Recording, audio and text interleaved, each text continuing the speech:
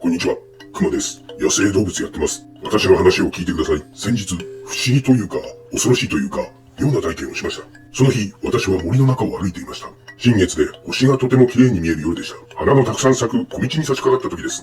何か小さいものが動いていることに気がつきました。私は、何だろうと思い近づいてみました。血の匂いに気づいたのは、かなり近づいてからでした。ちょうど大きなカラマツの影に近づいた時、唐突に影の動きが止まりました。私には一瞬、影が細長く伸びたように見えました。私はぎょっとしました。影の正体は白いヒラヒラとした服を身につけた人間のメスでした。大きさは生まれたばかりの小鹿ほどでしたが、不気味な気配に私は思わず後ずさりしました。すると不意に人間のメスの口が歪みました。真っ赤な口が私には笑ったように見えました。毛が逆立ちました。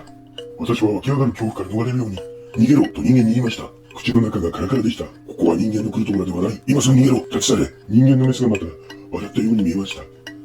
私は恐怖に駆られ、今度は両腕を大きく持ち上げました。それは我々クマにとって最大級の敵に対する威嚇のポーズでした。私の意図を理解したのか、人間のメスは私に背を向け走り出しました。私は足を滑らせ、その場で尻餅をついてしまいました。一瞬にして背中の両前足にも冷たい感触が広がりました。辺り一面血の海でした。すでに元が何だったかわからない残骸が横たわっていました。立ち上がろうとした時、何かが前足に触りました。拾い上げてみると、それは白い貝殻の小さなイヤリングでした。また毛が逆立ちました。私はそれを握りしめると、人間のメスを追いかけて走り出しました。本当は二度とあの不気味なものに近寄りたくはありませんでしたが、それ以上に真っ赤な血だまりの中に白く輝くイヤリングを置いておくことの方が恐怖でした。こんな恐ろしいものは私の方に置いていかないでほしい。打ち返ってほしい。その気持ち一心で私は人間のメスを追いかけました。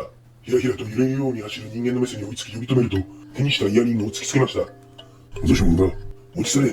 人間のメスは驚きもせず、歪んだ真っ赤な口で、アラフマさん、ありがとう。と言いました。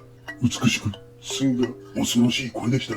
人間のメスが私の手のひらから白いイヤリングを拾い上げたとき、私はイヤリングの先についているものに気がついてしまいました。今度こそ悲鳴が出ました。すると人間のメスは歪んだ口をさらに歪ませて、ありがとうクマさん、俺に歌いましょう。人間のメスと私はその場で回り始めました。人間のメスは笑っていました。私は悲鳴を上げ続けました。そしてこのまま気を失ってしまいました。次の朝、私は鳥たちの声で目を覚ましました。すぐに周りを見回しましたが、人間のメスどころか何も変わったものはありませんでした。私はわけがわからず、その場に立ち尽くすしかありませんでした。これが私が体験した奇妙で恐ろしい出来事です。私には未だにあれが本当にあったことなのか、夢だったのか、わかりません。でも一つだけ気になっていることがあります。もしあれが本当にあったことなら、あのイヤリングのもう片方はどこにあるんでしょうか。